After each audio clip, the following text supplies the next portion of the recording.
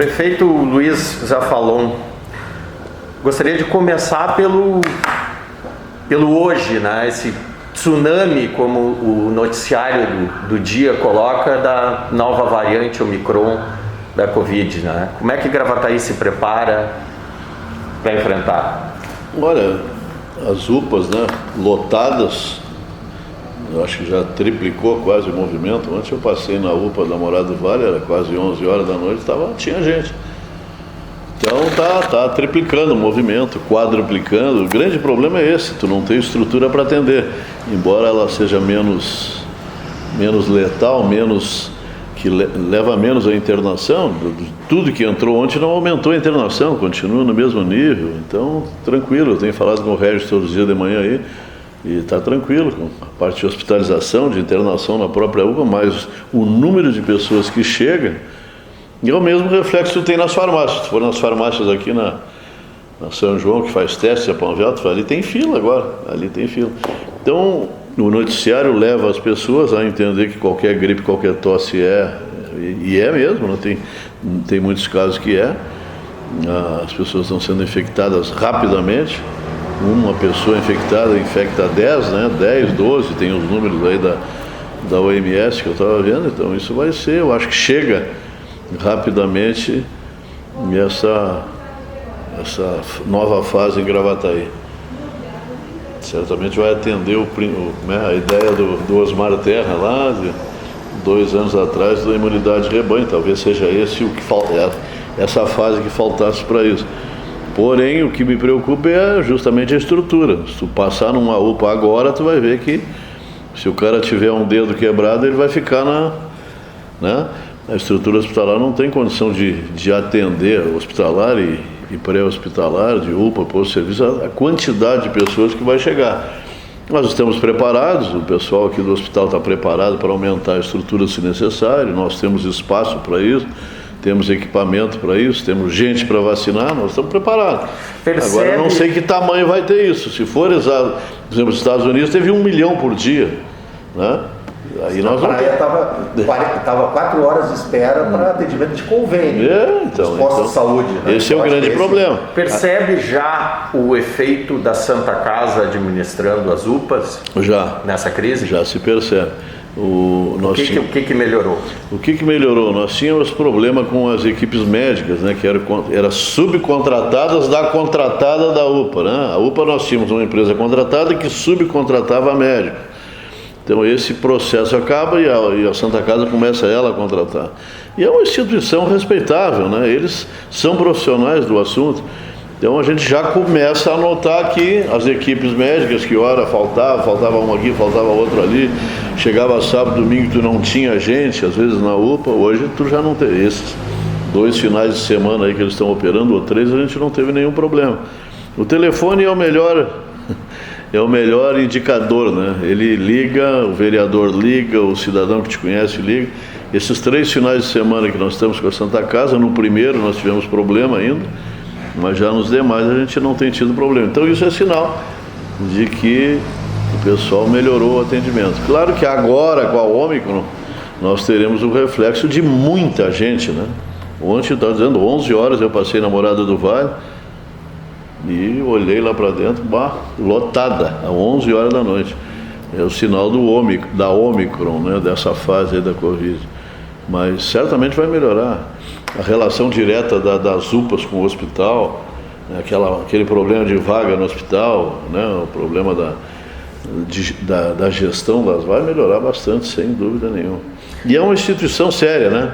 Não é um grupo de picaretas, uma ONG inventada para isso, para cuidar de... Era uma vacina contra a corrupção também, né? De certa forma. Então, ontem eu ainda estava vendo o prefeito Jairo Jorge lá dispensando, trocando, dispensou Getamp, como é que é o nome da empresa lá, não me lembro, dispensou todo mundo, contrata... a Gamp, né? Lá em Canoas dispensaram ontem 3 mil profissionais e tal, vai ter que contratar de novo. E vai contratar uma outra que, se não for uma empresa acreditada, ele vai ter problema logo ali. Essas contratações terceirizadas, tu tem que permanentemente estar melhorando isso. Nós temos uma empresa de prestação de serviço aqui em Gravataí, a CAB. acabe, faz limpeza, faz cozinha, faz um monte de coisa, faz manutenção e tal. É uma empresa grande contratada pela prefeitura. Ontem eu estava vendo nas redes sociais que eles estão com problema de atraso de salário. Salário eu não acho que não, mas de férias ainda não foram pagas, parte do 13º. Agora pergunta para a Fazenda, rigorosamente em dia o meu pagamento com eles. Mas eles foram dispensados, me parece que de Alvorada, uma outra empresa ganhou Alvorada, eles foram dispensados lá, tiveram problemas de rescisão lá e isso reflete aqui no município. Então, contratar empresas que não são sólidas financeiramente é um problema. Isso é um problema que nós temos. Quanta obra parada eu tenho em Gravataí? Por exemplo, agora nós estamos terminando a Dorival, as paradas de ônibus, por quê? Porque a empresa que estava fazendo não aguentou o problema de caixa lá, não aguentou o problema, faliu e eu tive que refazer a licitação, chamar o segundo colocado. Então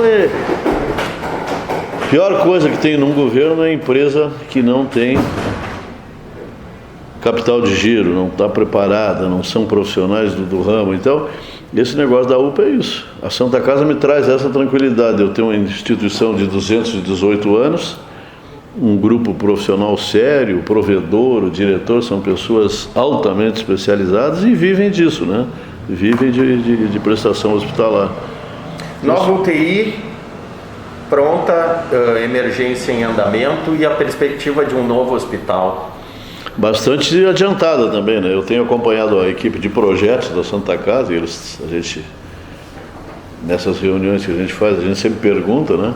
E eles estão tocando esse assunto, eles estão tocando. A cidade é um polo importante, uma cidade grande que tem demanda para isso, né?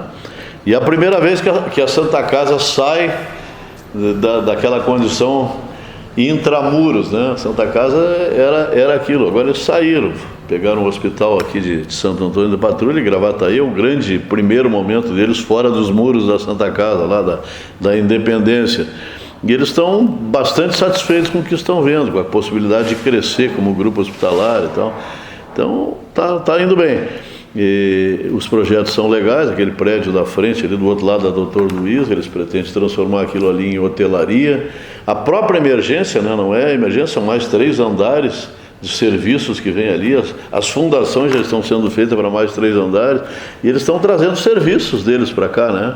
É oncologia, é cardiologia, é um monte de coisas novas que eles vão trazer para Gravataí.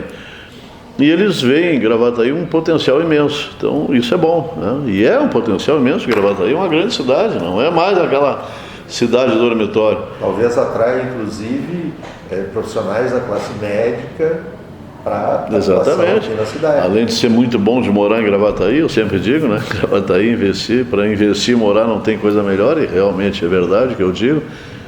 Estou se provando todos os dias isso. Um monte de família vindo morar em Gravataí por causa do Sinodal, por exemplo.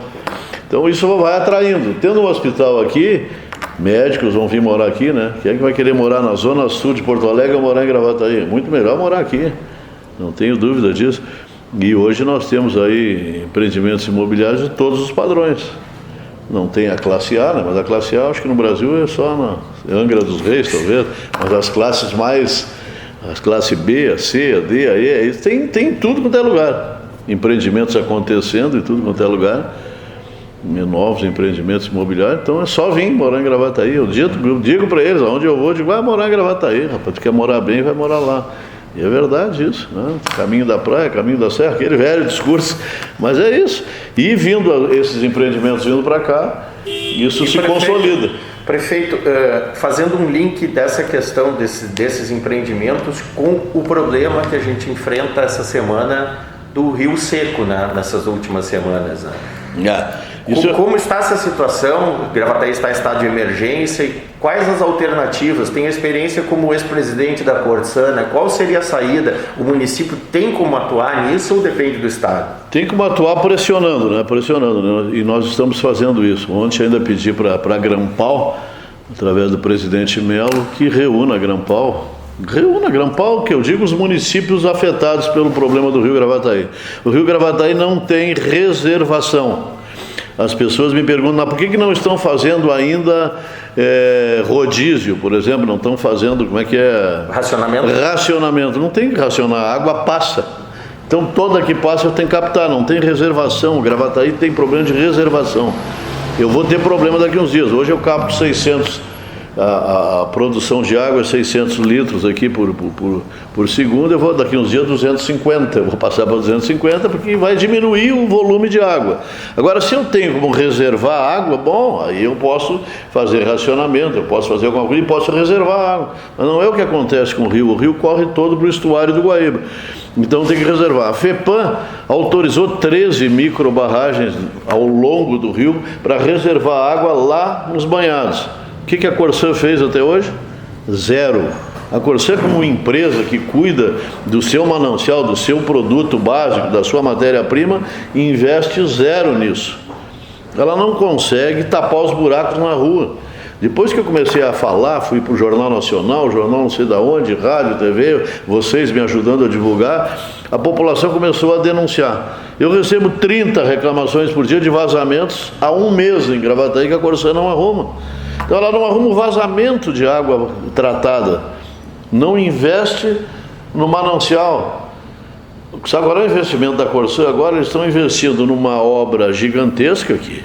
Ainda bem que estão fazendo, graças a Deus estão fazendo, que vai custar mais de 200 milhões, que é uma ETA, uma estação de tratamento de água lá em Itapuã, depois adutoras até Viamão, até Alvorada e até Gravataí, entregar água em Gravataí. Quanto tempo vai levar essa obra?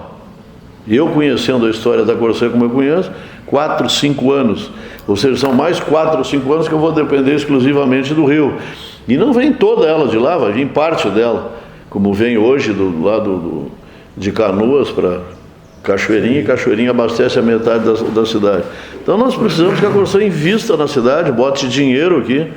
E não é muito dinheiro. Essas microbarragens que foi aprovado pela FEPAM não faz reservação, não vai criar uma grande barragem, simplesmente vai reservar água, tendo uma vazão mínima de 5 metros por segundo, 6 metros por segundo, em direção ao estuário, né, a direção ao Guaíba lá, e vai reservar água. Então é isso, basicamente isso. Pode passar 3 meses sem chuva que nós teremos água nos banhados. Emergencialmente o município não pode fazer barramentos ou precisa de uma autorização da FEPAM? Precisa, o rio é estadual, né? O rio é estadual, mas como é que eu te digo, a licença já existe para a Metroplan fazer. Como a Metroplan não vai fazer, quem tem que fazer é a Corsã que capta a água ali. Prefeito, além dessa pressão política, né, através da Grampal, existe algum mecanismo legal para obrigar a Corsã a fazer aquilo que ela deveria estar fazendo? Estou buscando esse mecanismo legal, estou buscando. Nós renovamos o contrato há pouco e a gente tentou colocar isso no contrato, né, com essa condição no contrato, e a gente não conseguiu no primeiro momento, porque eles estão fazendo essa obra lá em Itapuã, então eles acham que aquela obra resolve. Sim, mas e os próximos anos?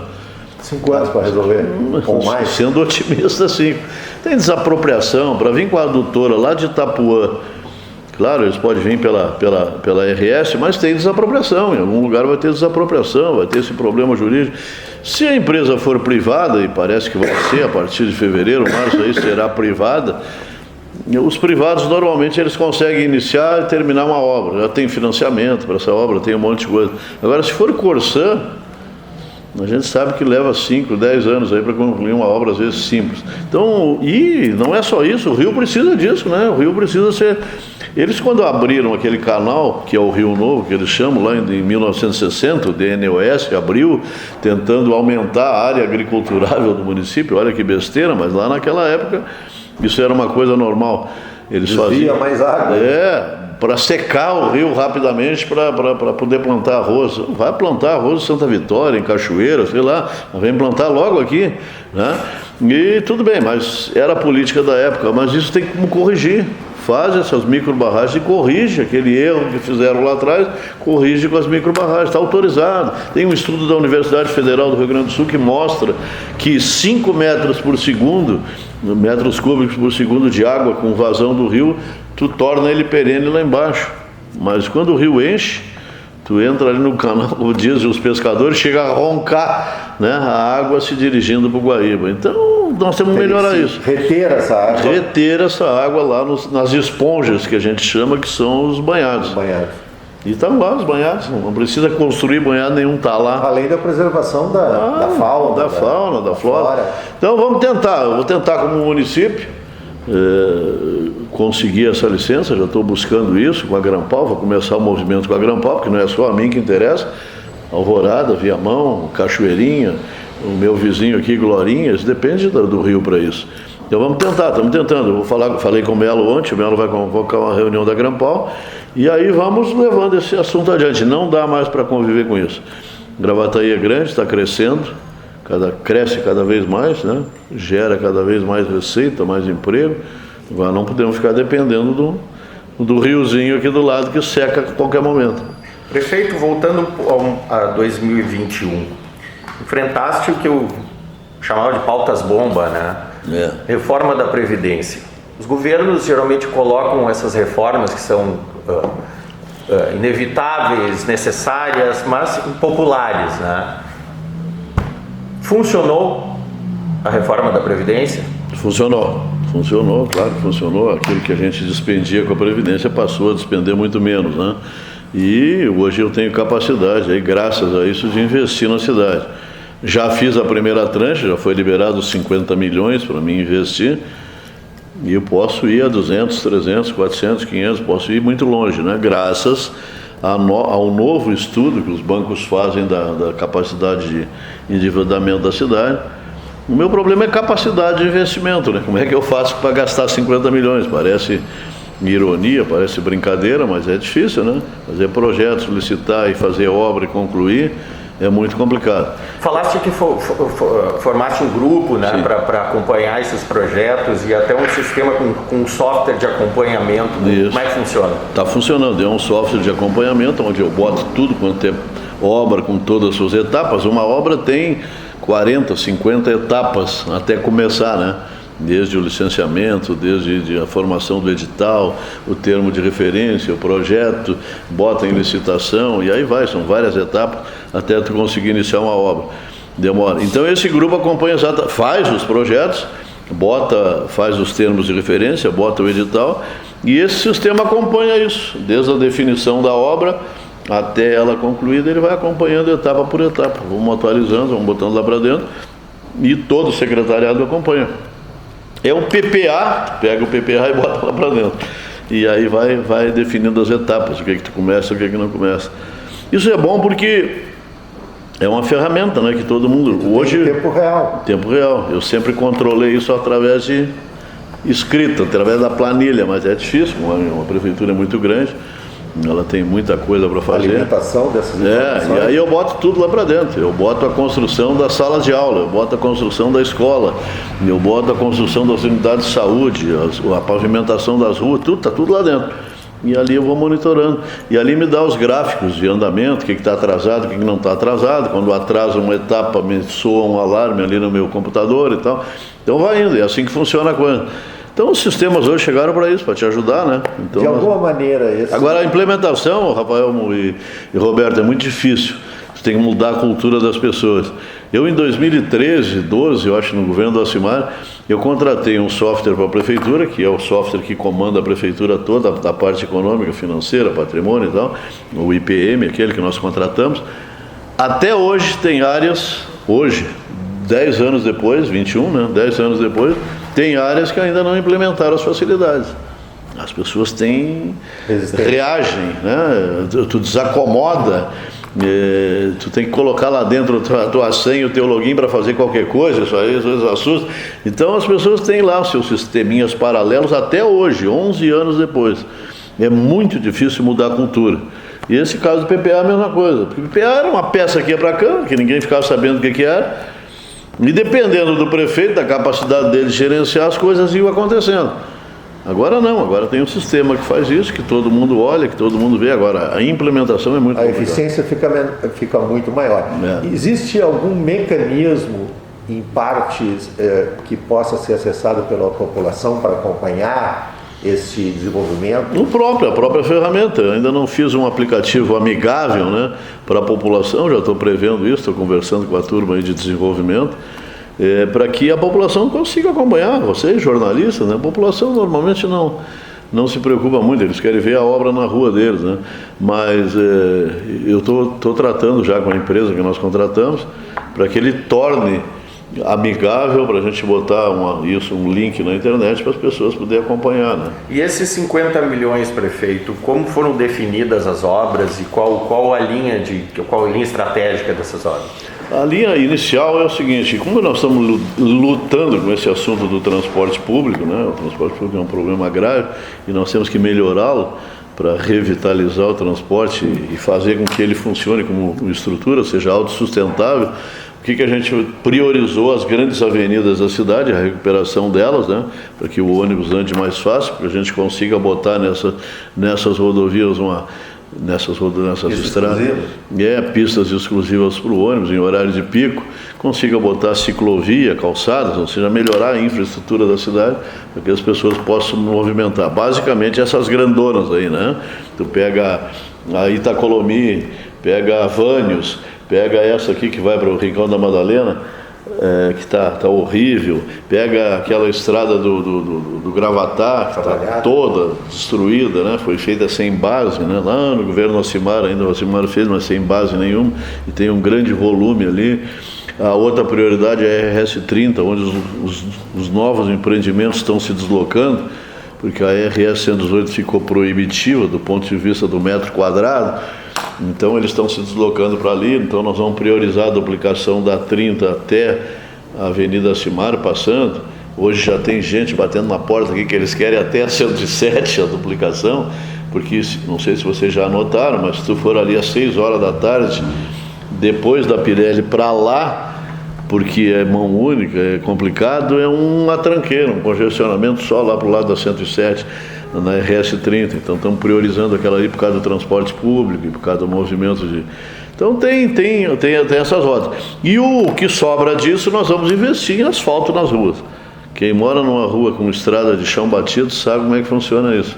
Uma roupa no varal, uma fresta embaixo da... Tu pode botar um isolante ali que não tem problema, a poeira dá um jeito de entrar na tua casa, né? Então isso é qualidade de vida, drenagem nesses locais, esgoto. Então a cidade tem muita deficiência, né, Rafael? A cidade, acho que muitos e muitos anos sem investir, um crescimento muito rápido. Então tu tem deficiência por onde tu anda na rua, tu chega a tropeçar nas deficiências, nas faltas, nas demandas. A sociedade reclama com razão, né? As pessoas vão para as redes sociais e xingam. Um exemplo disso é o seguinte: eu faço 1, 2 entregas de ruas asfaltadas por semana. Vou lá na vila e faço uma livezinha de lá mostrando que a gente entregou e tal. Se tu olhar os comentários... E a minha?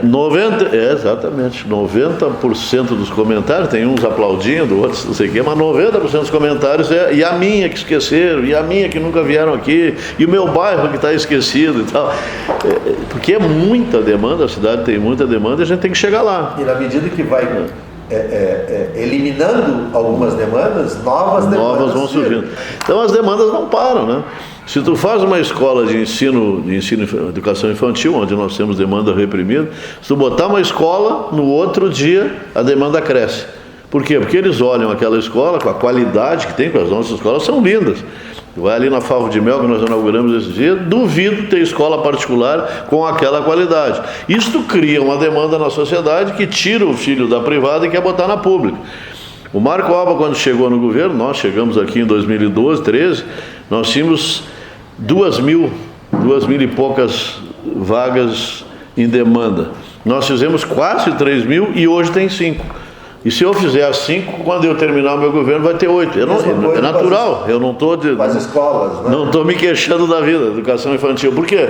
Tu tira da pública, que não tem a qualidade que as nossas têm, não tem o cuidado que as nossas têm, não tem os profissionais que a nossa tem. Claro, tem exceções, eu estou dizendo a maioria, e leva para a pública. É de graça e a qualidade é excelente.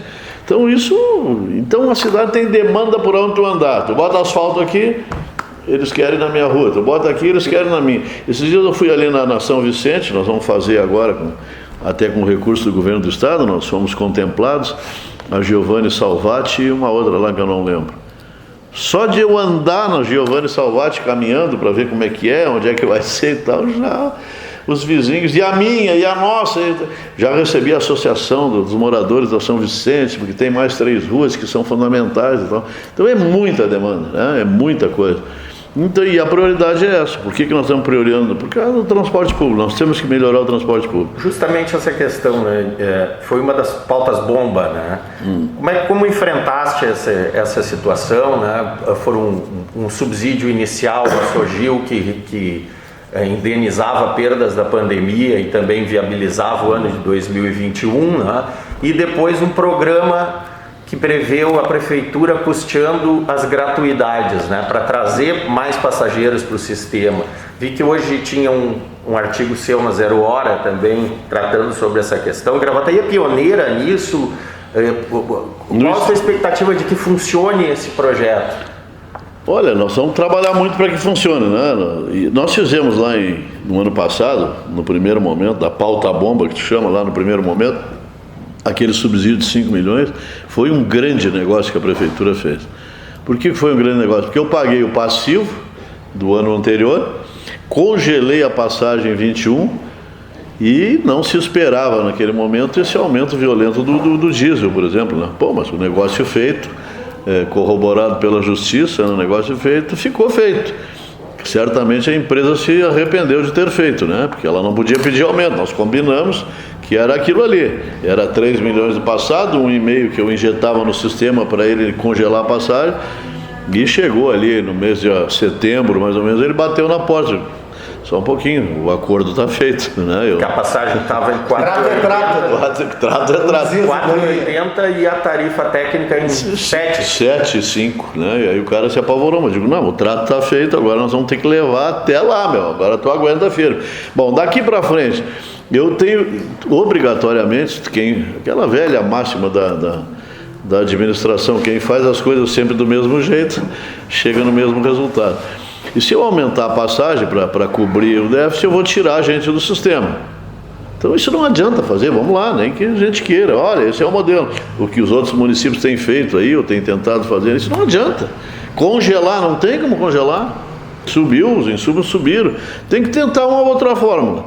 O que eu combinei com os nossos técnicos? Eu digo, olha, entrou esse dinheiro novo aí dos royalties, gasto para ele tem, tá? Tudo quanto é secretário fica, não, calma aí. 12 milhões a projeção. Nós temos um grande problema que é o transporte público. Esse troço veio do petróleo é um insumo caríssimo lá, vamos aplicar lá. Não parem de demanda, nós já temos um orçamento, o PPA está aprovado, a LOA está aprovada, parem com isso. Nós vamos agora investir no transporte público. Mas como vamos investir? Fui ver alguns modelos, tem aquele modelo lá do Paraná, eu falei com o secretário, nós fizemos uma reunião aqui, eu, o Davi, o Adão e tal, fizemos uma reunião com um cara do Paraná.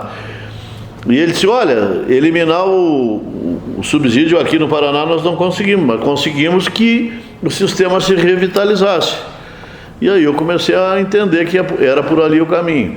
O que eu faço? Eu baixo a passagem, eu boto mais gente dentro do ônibus, eu aumento o número de pessoas para dividir, só isso não é necessário, só isso não resolve, eu tenho que melhorar o transporte público, eu tenho que fazer as pessoas andar de ônibus, acreditar que andar de ônibus é possível. Por exemplo, eu tenho uma frota hoje, 100%... A pandemia, de certa maneira... a pandemia está passando, vai renovar e tal, mas eu tenho que botar gente, porque já vinha caindo. Se tu pega 2013, tu tinha 650 mil pagantes. Se tu pega 2019, antes da pandemia, tu tinha 350. Então já vem caindo. Por quê? Porque é mais fácil andar de moto, andar de Uber, andar no clandestino, andar a pé, sei lá, é um carro. E é muito mais fácil. E quando o transporte individual se torna mais barato que o coletivo, bom, alguma coisa está errada. Isso não tem fundamento. Tu tem um coletivo, tu bota 40, 50, 60 pessoas dentro, e o individual é mais barato, alguma coisa está errada. Por quê? Porque historicamente tu vem usando esse modelo de subir a passagem para dividir entre os... Né? E tem 82 mil gratuidades mês em Gravataí, que é um absurdo, mas tem muita gente daquelas que merece a gratuidade. Como é que tu faz? O que eu digo? Então vamos fazer o seguinte, vamos bancar a gratuidade, vamos botar esses 82 mil para dentro e vamos apostar que o aumento de passageiros no sistema, com redução da passagem, divida o resto da conta. E vamos monitorar mês a mês. E vamos investir na melhoria do sistema. O que é a melhoria do sistema? Ônibus com ar-condicionado. É o ônibus andando mais rápido. Qual é o percentual da frota hoje com ar-condicionado? Como é que é? Com ar zero.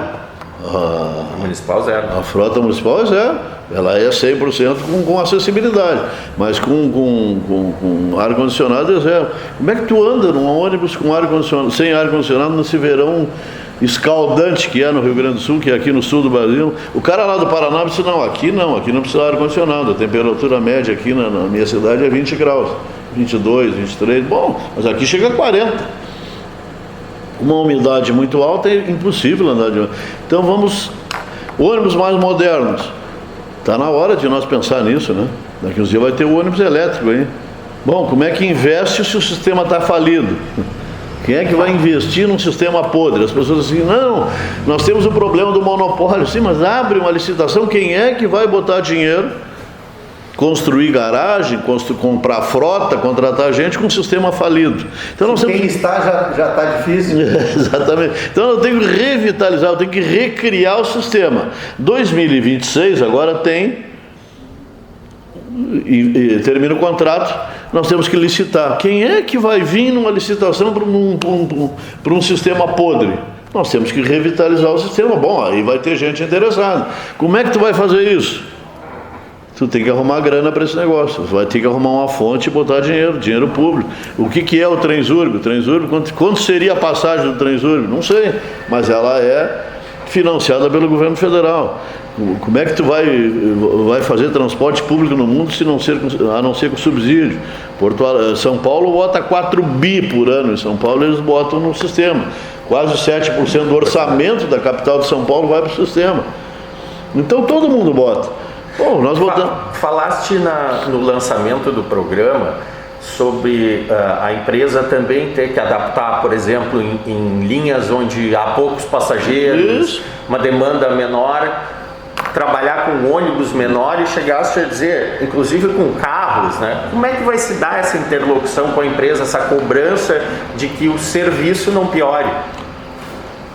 Tu pega o Vira Machado, por exemplo, não sei se tu conhece o Vira Machado, lá em cima do morro, lá na divisa com Novo Hamburgo. Eu já estive lá, estive olhando, um ônibus passa lá, esse ônibus aí que passa aqui, passa lá, 3 pessoas dentro, 4 pessoas dentro de um ônibus aqui, bota uma van, bota uma espinha, essas caminhonetes aí que tem, e vai buscar. Como que tu vai buscar esses caras? Aplicativo. Como é que anda o Uber? De aplicativo. Tem como botar aplicativo, tem até 4G lá no Vira Machado. Vamos fazer um aplicativo, a empresa usa o aplicativo, busca essas pessoas e bota na rede. Agora, levar um ônibus daquele tamanho lá naquele local, isso é prejuízo, certo? Então eles também têm que se adaptar, a empresa tem que se adaptar, tem que criar soluções novas. Lá na Santa Cecília, o cara não vai usar o Uber na Santa Cecília, mas tem demanda na 107 à esquerda, lá até o Murialdo. Duvido que tenha demanda para ônibus lá, mas tu vai lá, o ônibus está circulando lá. Quantos caras tem dentro? Basta olhar, 3. Arruma outro jeito de fazer isso e traz para uma linha troncal.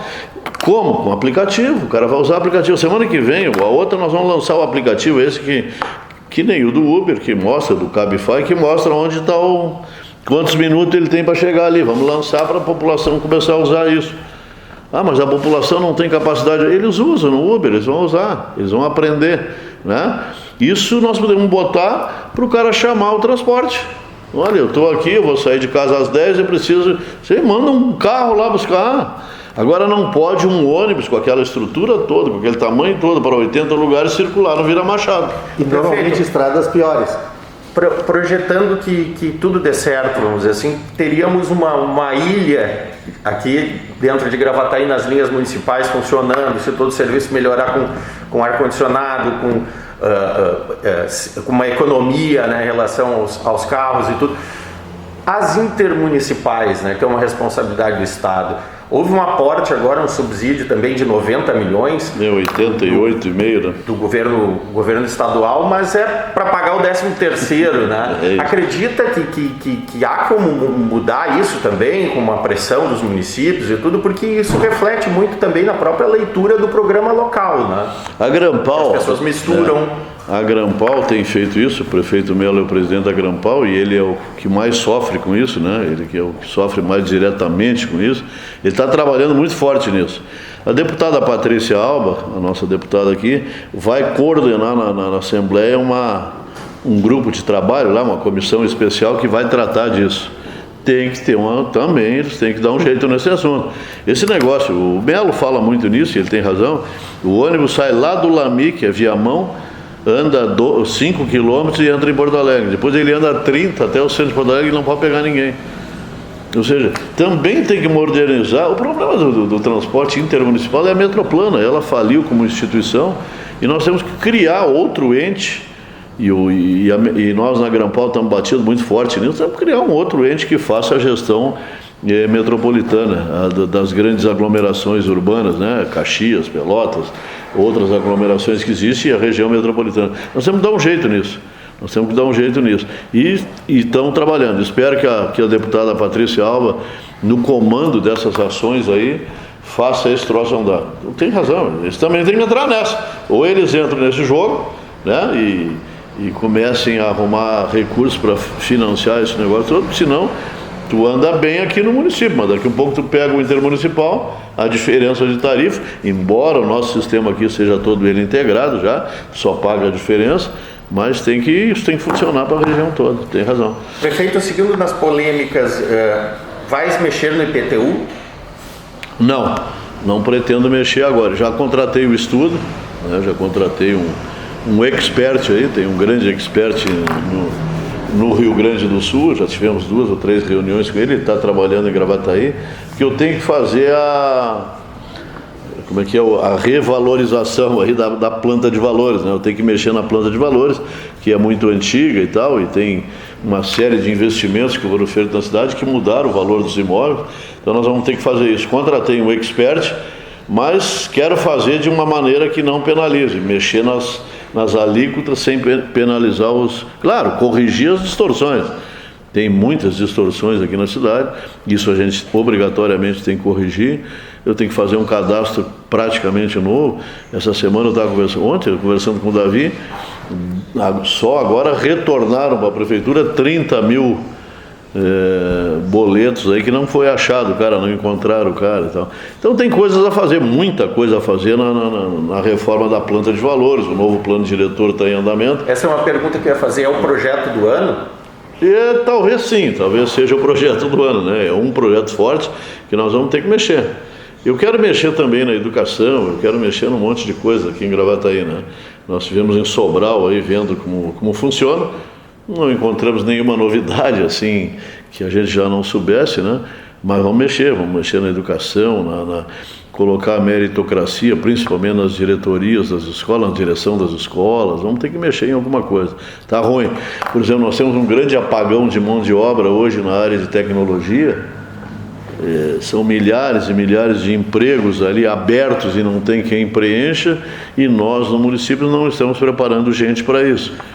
O Pradotec está chegando, daqui um pouco explode o Pradotec, eles vão buscar gente aonde para trabalhar. Então, na educação básica do município, a gente tem que começar a trabalhar essas questões.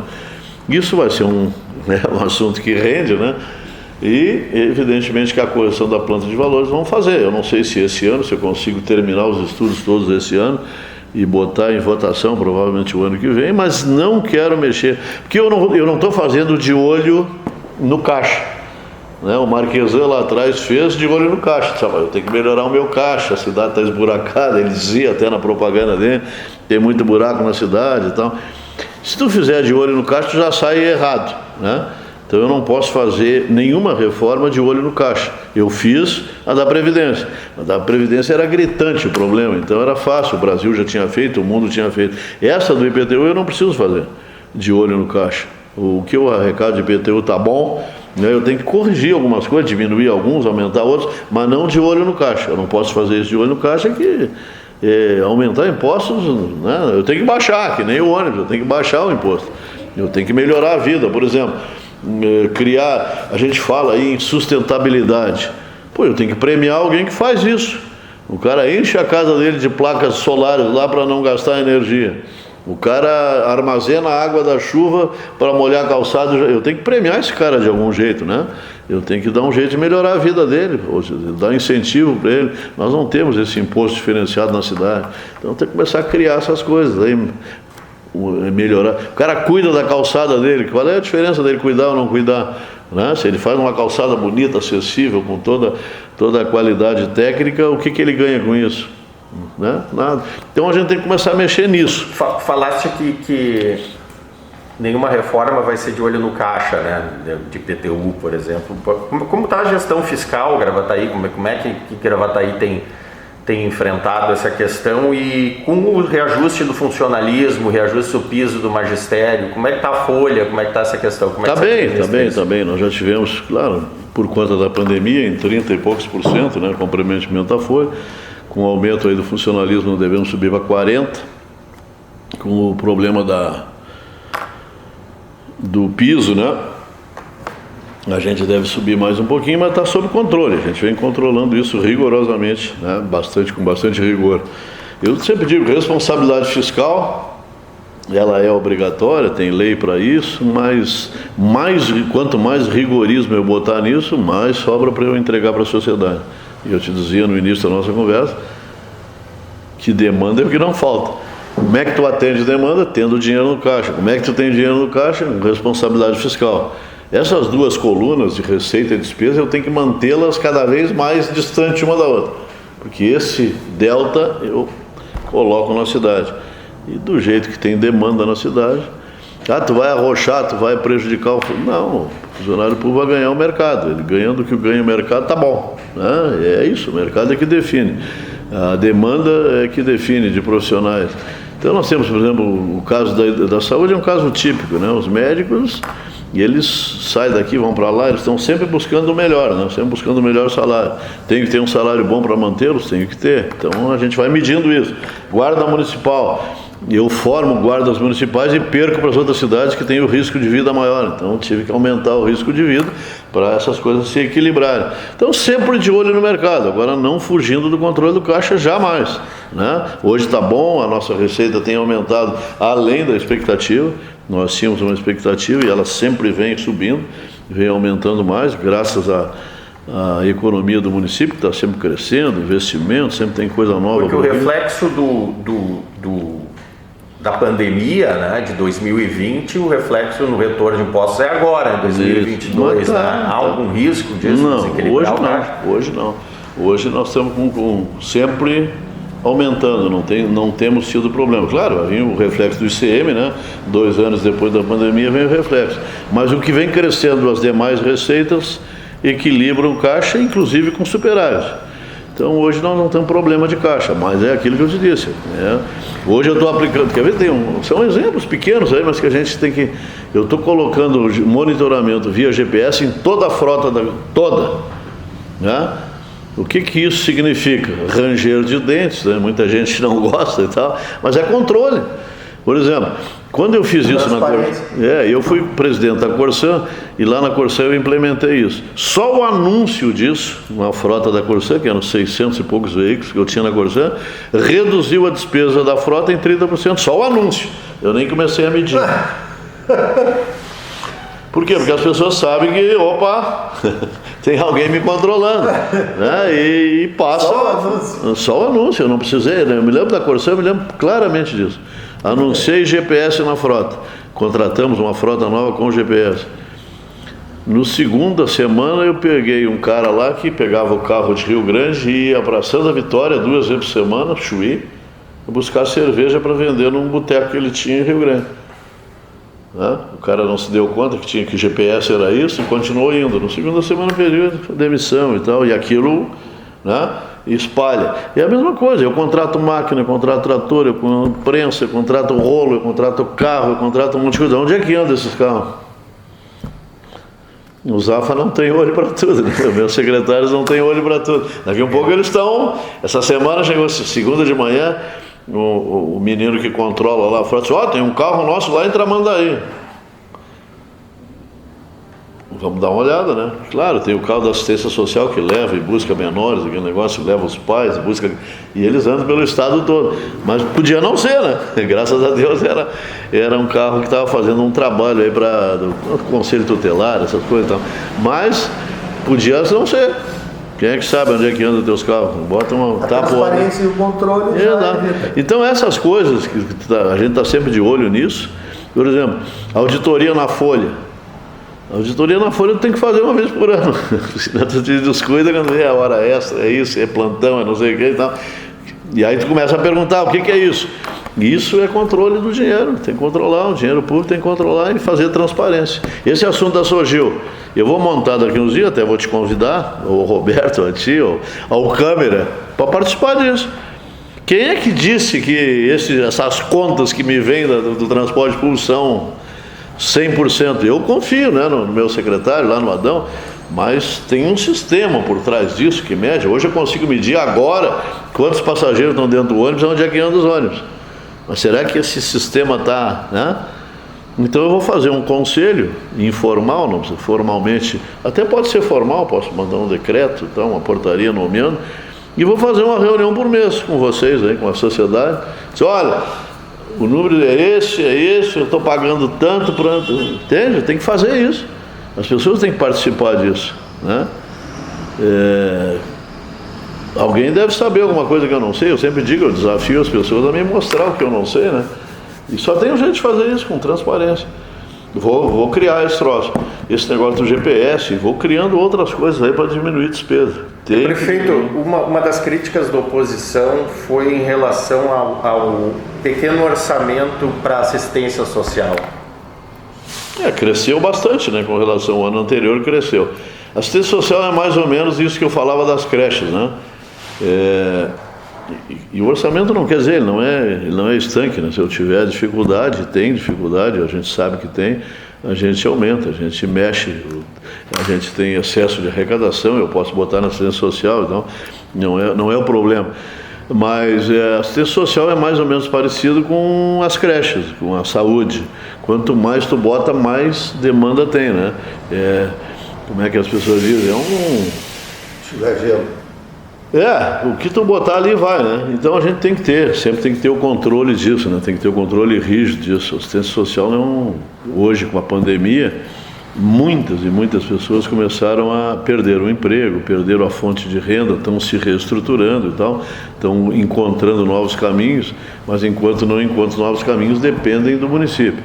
Então a gente vem crescendo sempre. Esses dias eu me lembro que uma das casas abrigos, 2 famílias ocuparam ela, 2 famílias, uma com 5 crianças e outra com 6 crianças, botamos 11 numa casa abrigo numa semana.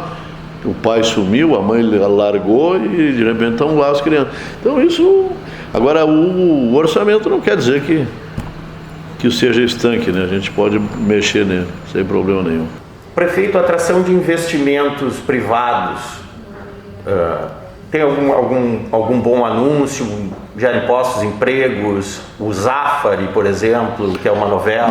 O Zafari é uma novela, mas tá trabalhando, né? Eles estão terminando, eu recebo semanalmente aí o resultado deles, estão terminando a parte do pluvial e a parte do cloacal, né? Foi uma obra grande que eles tiveram que fazer, estão terminando. Eles estavam há poucos dias fazendo contratação já de empreiteiras, definindo um modelo de negócio. Tem uma parte imobiliária que eles vão fazer junto, estamos definindo isso, eu acho que começa logo. O outro empreendimento, que foi notícia há poucos dias, e eu não posso perder esse empreendimento, ainda conversei com os secretários ontem na reunião do secretariado, ou segunda, não me lembro, não posso perder o investimento da São João. A São João comprou terrenos, 30 hectares, numa área muito complicada ali no Mundo Novo, em frente à Nutrela, que é uma área complicada do ponto de vista de alagamentos, não sei o que, mas é um troço que vai gerar 2.000 empregos. Eu não posso perder isso. Vou contratar, se possível, eu contrato, se eles não contratar, os maiores experts aí em projeto hidrológico, mas eu quero trazer a São João para ali, e todos os empreendimentos que chegar na cidade, é eu que atendo aqui, aqui nessa sala, eu atendo os empreendedores, e eu não posso perder nenhum, né? Tem muito desemprego na cidade, esse negócio de melhorar a mão de obra, né? Melhorar através da educação fundamental, começar a melhorar a mão de obra, dar noções de inovação, de tecnologia, de linguagem, etc., para os alunos da rede pública, eu pretendo implementar para que a gente tenha mão de obra qualificada. Ontem teve uma reunião da AGM, uma reunião mundial da AGM, que tratou das questões do carro elétrico. Eu ainda não falei com a vice-presidente, a Marina, que eu normalmente converso com ela, para ver o que estão decidindo, mas isso é fundamental para Gravataí. Essa planta moderníssima aqui tem que entrar na rota do carro elétrico. Tem que ser montadora de carro elétrico aqui, senão 45% da receita do município diretamente vem do complexo GM. Então nós precisamos do complexo GM. E o carro elétrico, no momento que eles conseguirem começar a produzir, essa planta aqui tem que estar dentro desse processo. E seria no mesmo lugar? Eu acho que sim, né? Eles vão usar a mesma estrutura, ao invés de botar motor a gasolina, botam elétrico. Me parece muito simples, mas não... Pelo jeito que o senhor está falando, né?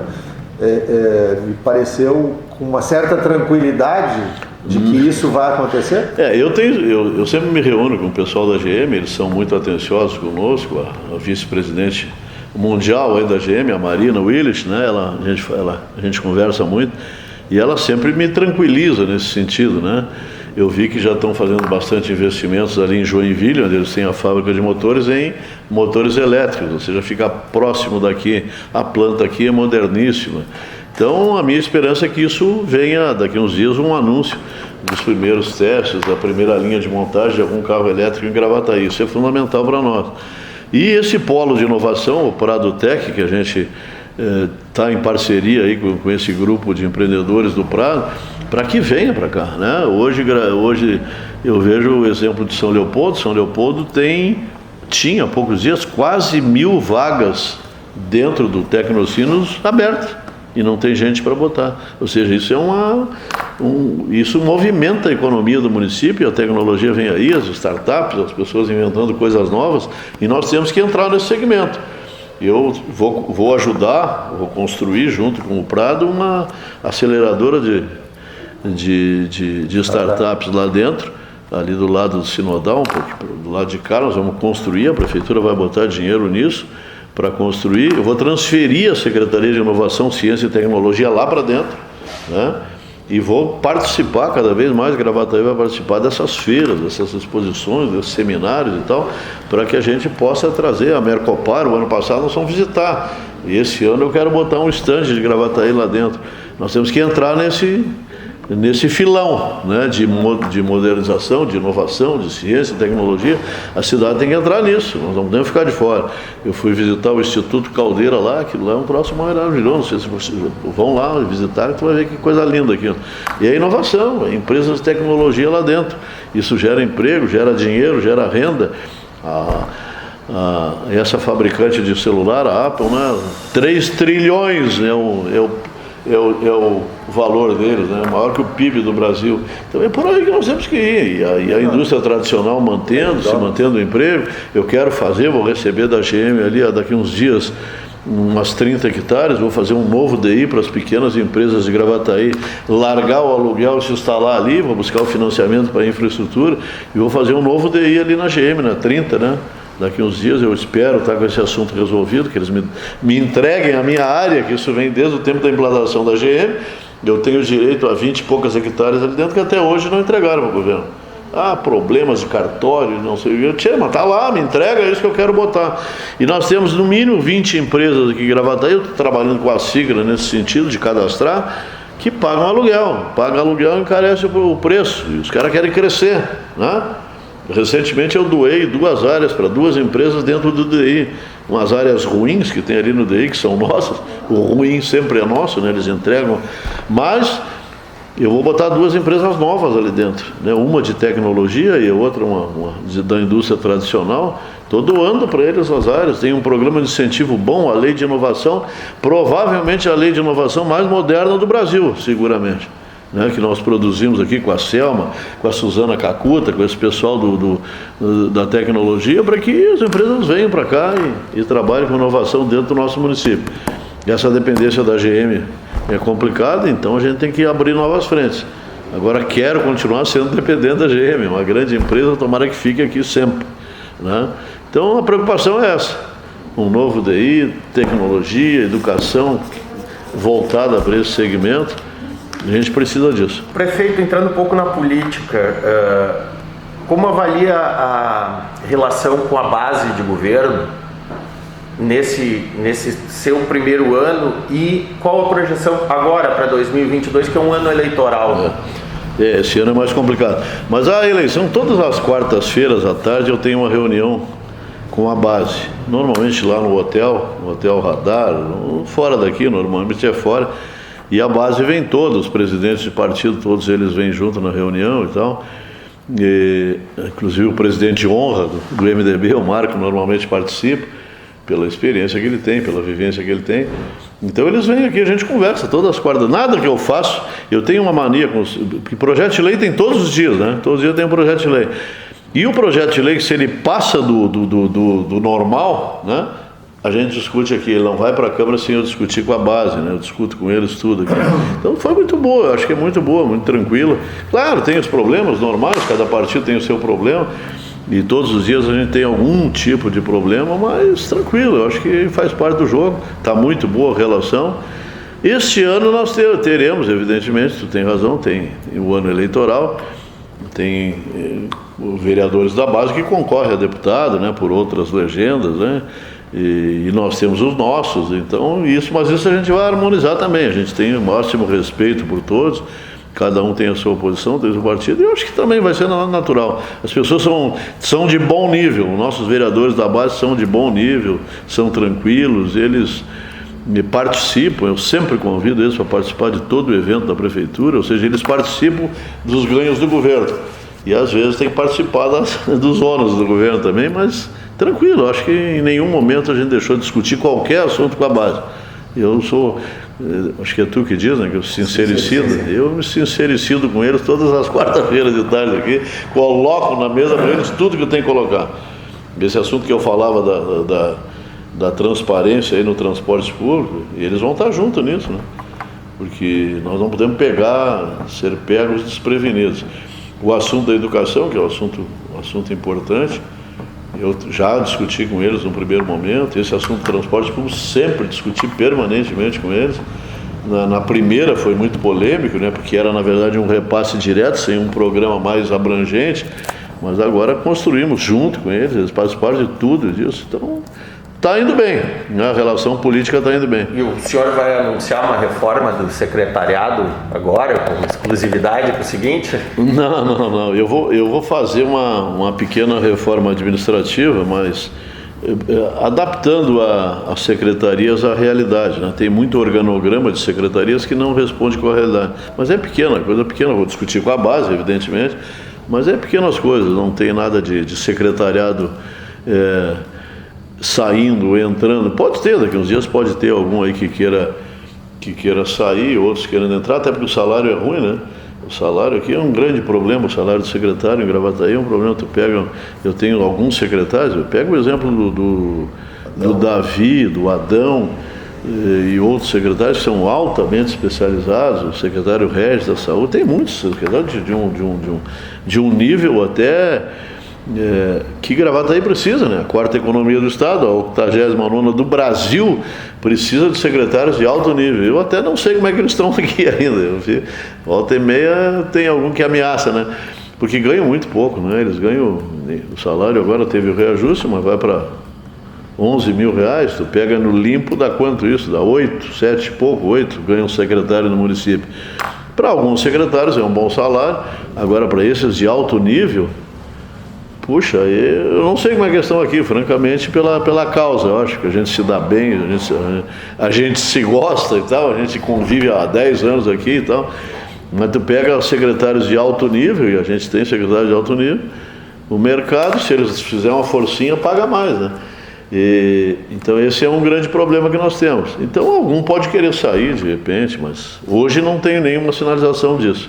E politicamente, a não ser que algum partido saia da base, que eu acho que não, todos eles são satisfeitos na base, eu acho que não tem reforma prevista. Prefeito, até concorreres na eleição era o que se diz um outsider da política, né? Apesar de teres ocupado cargos, né? Nunca tivesse um mandato, né? Qual foi a principal lição nesse primeiro ano de mandato? Olha, eu estou na política desde 82, né? A minha ficha no MDB é de 82, no governo Simão, quando nós perdemos a primeira eleição para o Jair Soares. Depois de 86, teve o Simão organizou, Simão não, o Antenor Ferrari, que é o cara que assinou a minha ficha no MDB, o ex-deputado Antenor Ferrari, acho que é vivo até hoje, não me lembro, acho que é. E desde lá eu participo disso e tal, e conheço os bastidores da política, mas nunca participei dela, né? Mas uma hora assim, o que a gente aprende na política é isso que tu falava há pouco, esse convívio com cada vereador, com cada demanda, tipo, cada vereador tem um nicho, né? Cada um tem uma preocupação e às vezes eles não tem que enxergar o nicho deles e não enxergam o todo. Então esse foi o maior desafio, mas um desafio que eu venci não, mas que estou convivendo com tranquilidade, né?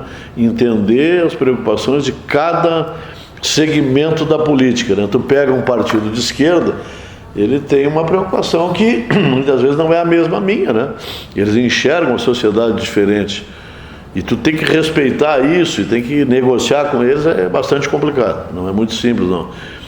Tem aqueles da extrema direita, né? O outro lado da ferradura ideológica, como tu diz, e que também eles têm às vezes tu fica pensando assim, será que o cara pensa isso mesmo?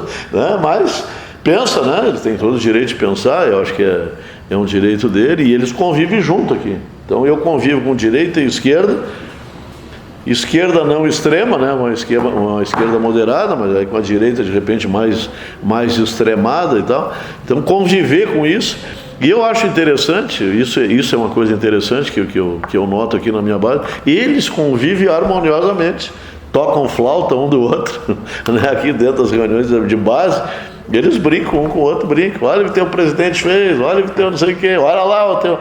Então eles brincam entre eles com isso, né? E eu fico até, para mim até é de uma satisfação imensa. Agora no dia a dia com eles, às vezes vem uma pauta da esquerda ou uma pauta da direita que eu tenho que fazer um exercício grande aí para contornar as coisas, né? Porque tu não pode nem para um lado nem para o outro. O prefeito é prefeito. Eles perguntam de vez em quando, tu é Lula ou tu é Bolsonaro? Não, eu sou prefeito de Gravataí. Eu sou prefeito. Depois a gente vai ver como é que fica, né? Não vamos extremar. E aí a gente brinca com eles e tal, faz de brincadeira e vai levando e eles vão entendendo. Digo, olha, eu nunca vi, eu tenho digo para alguns aí que dividir soma, né? Eu não conheço, sabe? Eu estudei um pouquinho na vida e tal, dividir não soma, nós temos que harmonizar e tal. Então esse é o grande desafio, o grande aprendizado de sentar naquela cadeira ali é esse, é conviver com as diferenças. E conviver, e com a sociedade também, né? O que tem de proposta aqui, meu amigo, de pessoas que vêm aqui te fazer propostas as mais absurdas possíveis, e eles ainda colocam isso numa moldura muito linda, né? Tu ouve os caras falar, está resolvida a vida da cidade, e eles nem entendem por que tu não consegue fazer aquilo. Então esse também com a sociedade é um embate permanente, né? As pessoas vêm, eu atendo quase todo mundo aqui, a minha agenda é muito complicada, porque aqui eu atendo muita gente. Agora o que a gente ouve da sociedade parece mentira. O que tu ouve deles é só fazer isso e tal. Aí vem com um projeto de tu já pensou que não é bem assim, que não pode fazer isso, que não pode fazer aquilo, que tem que fazer, que eu tenho que licitar, eu não posso contratar. Ou seja, até as pessoas entenderem que serviço público, administração do dinheiro público é muito mais complicado do que eles imaginam, é difícil. Então o cargo de prefeito é muito complicado. E eu durmo muito pouco.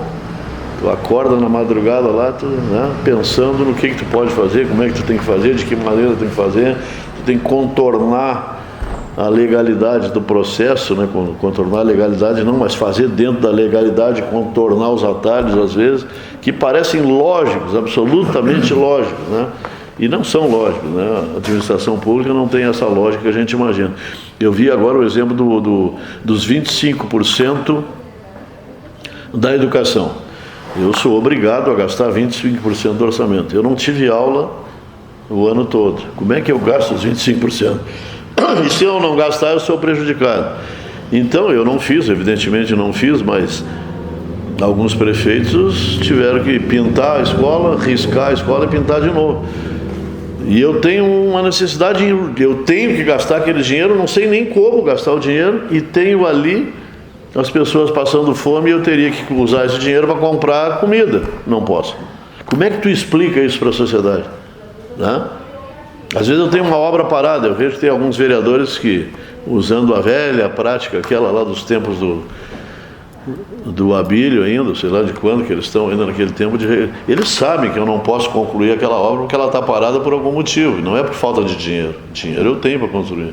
Eles vão lá e fazem a propaganda. Mas como é que eu explico para a sociedade que aquela obra está parada? Essas escolas de educação infantil, naquele conto do vigário que nós caímos aí com o governo federal, eu passo meses, às vezes 1 ano, 2, tentando liberar aquela obra para eu fazer com o dinheiro que eu tenho no caixa. Eu tenho dinheiro para fazer e não consigo fazer. Como é que eu explico isso para a sociedade? Então esse cargo de prefeito é isso, explicar para a sociedade o inexplicável. Esse negócio dos 25% da educação é inexplicável. Eu sou obrigado a gastar 25% do meu orçamento na educação. E eu tenho fome ali do lado, mas eu não posso pegar esse dinheiro e matar a fome dele. Não, eu tenho que gastar aqui, embora eu não tenha onde gastar. E se eu não gastar, eu vou ser... Vai diminuir. Não, eles eu vou pagar um processo no TCE por improbidade, por sei lá pelo que, lá eu vou ser apontado lá que eu não gastei. Amanhã depois eu perco as minhas negativas para poder investir na cidade, porque eu não botei, não vou usar esse termo aqui, mas não botei fora o dinheiro que eu podia usar em outra coisa. Isso tu não consegue explicar para a sociedade. E o prefeito tem que explicar. E eles entendem isso. Eu tenho uma escola ali na Coab, ali, uma escola de educação infantil. Eu tenho vaga aberta que não é mole. Eu não consigo liberar pelo MEC lá o início das obras, que eu vou fazer com o dinheiro da educação, do Fundeb. Não, mas é que tem um programa, eu estou vinculado ao programa, eu tenho que arrumar. Não, isso não tem explicação. Tu não consegue explicar isso para a sociedade. Eu tento, às vezes, até explicar. Tem uma lá ali na São Vicente, tem uma quadra de obra parada lá. Mato tomando conta, Jabacota, eu não consigo. Mas agora parece que eu vou conseguir daqui a uns dias. Eu vou botar o edital na rua Mas isso levou 1 ano e meio, 2, para o cara me dar um atestado. Obra liberada para você. Eu não consigo fazer. Como é que eu explico isso para a sociedade? É difícil. E esse é um grande desafio de um prefeito, explicar às vezes para a sociedade o inexplicável. Prefeito, para encerrar, por favor, para a câmera, uma mensagem para quem assiste. Bom, a mensagem de otimismo. A cidade cresce, né? A cidade cresce permanentemente, graças a Deus, graças à infraestrutura que a gente fez, graças àquilo que a gente tem buscado aí na cidade. Eu sou um que acredito na PPP da Corsã, universalizando o esgoto, eu amplio os horizontes de investimentos na cidade, né? Tendo água também eu amplio, reduzindo os custos do cidadão para trabalhar em Gravataí. O transporte público é um exemplo disso. Olha, lá em Gravataí o que eu vou pagar de transporte para meus funcionários é mais barato. Então se eu vou conseguir implementar tudo isso na cidade, fazendo com responsabilidade, com transparência, 100% de transparência em tudo, 110 se eu puder de transparência em tudo, a sociedade ajudando, né? A gente depende muito da sociedade, ela tem que ajudar também. Nós vamos conseguir, tenho certeza absoluta, construir uma Gravataí muito melhor. Hoje ainda nós vivemos em alguns aspectos, com tanta demanda, uma cidade em 2022, sem esgoto coletado e tratado, é quase do tempo medieval, né? Então, mas a gente vai conseguir, eu acho que a gente tem condição de conseguir, está traçando um bom caminho, nós teremos uma grande Gravataí, uma Gravataí cada vez melhor. E é isso que eu espero, é isso que eu desejo e conto com a ajuda de todo mundo para conseguir isso.